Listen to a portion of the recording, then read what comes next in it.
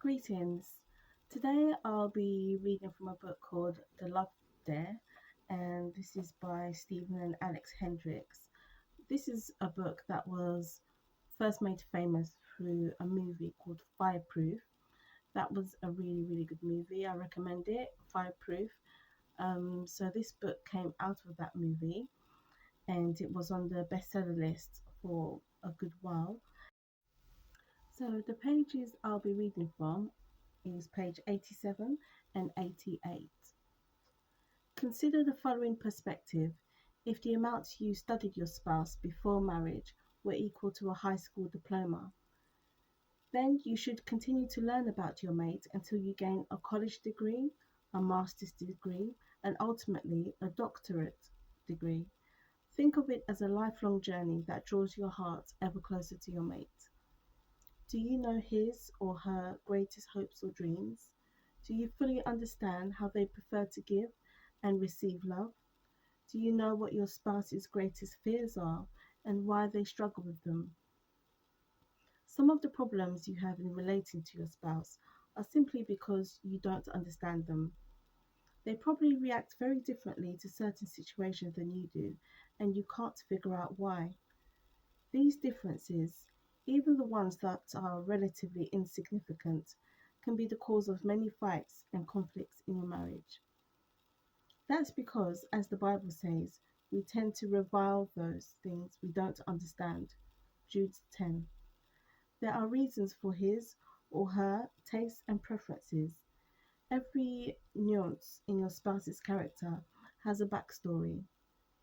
Each element of who he is, how he thinks, and what he's like is couched in a set of guiding principles which often make sense only to the person who holds them. But it's worth the time it will take to study why they are the way they are.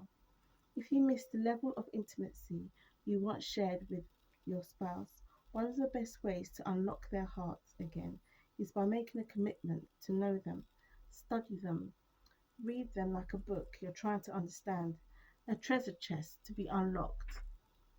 Ask questions. The Bible says, "The ear of the wise seeks knowledge."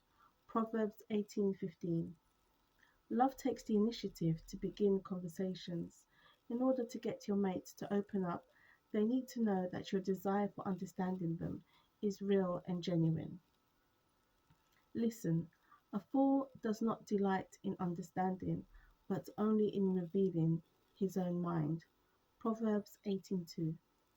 The goal of understanding your mate is to hear them, not merely to tell them what you think. Even if your spouse is not very talkative, love calls you to draw out the deep water that dwells within them. Proverbs 25. Ask God for discernment. The Lord gives wisdom. From his mouth come knowledge and understanding. Proverbs 2:6. Things like gender differences, family backgrounds, and varied life experiences can cloud your ability to know your mate's hearts and motivations. But God is a giver of wisdom. He can show you what you need in order to know how to love your spouse better. By wisdom a house is built, and by understanding it is established, and by knowledge the rooms are filled with all precious and pleasant riches. Proverbs 24:3 and 4. There is a depth of beauty and meaning inside your wife or husband that will amaze you as you discover more of it. Enter the mystery with expectation and enthusiasm. Desire to know this person even better than you do now. Make him or her your chosen field of study, and you will fill your home with the kind of riches only love can provide. And the love there is to prepare a special dinner at home just for the two of you. The dinner can be as nice as you prefer. Focus this time on getting to know your spouse better, perhaps in areas you've rarely talked about. Determine to make it an enjoyable evening for you and your mate. And once you've done that there, you check there and what they have like an area for you to write in the answers once you've completed the dare.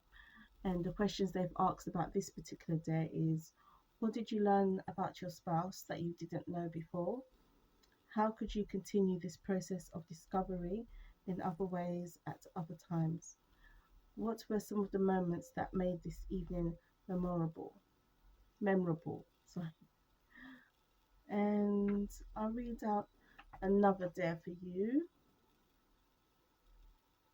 Um, so each day there's a different there's a different dare for you to do, and then they give you homework on the dare that you've done. I'll read another dare. Right. Choose today to start reacting to tough circumstances in your marriage with love instead of irritation. Begin by making a list below of areas where you need to add margin to your schedule. Then list any selfish motivations that you need to release from your life. Right, so these are just examples of dares that you do every day. This book I read a few years ago, um, just to try and make more of an effort in my marriage. Um, I first knew of this book through the movie I mentioned, Fireproof, and it's a 40-day challenge. So you have a chapter and a dare for every day for 40 days, and it's this book is very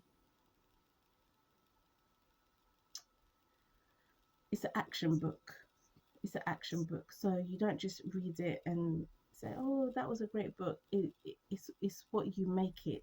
So because it has homework, it's down to how you interact, how you engage with the book. So if you just read it and leave it as that, that's fine. But every day there's a dare for you to do, and the dares are things to do with your spouse, with your partner. So as I read out to you, some of the dares might be do something unexpected today, or one dare can be for the whole day don't say anything negative, or another dare might be find out something from your partner's life that means a lot to them that you've never heard them discuss before. So all the days are very, very productive, very insightful, very loving, all geared towards learning more about your partner in order to strengthen the marriage. It's like I said, the book is what you make it. So depending on how you interact with the book is how much you'll get out of it. But the love there, brilliant, a brilliant exercise to start with. And I won't ruin the ending for you, but it's a genius book, and I'm not surprised it was on the bestseller list for so long. Highly recommended. Yeah, thank you.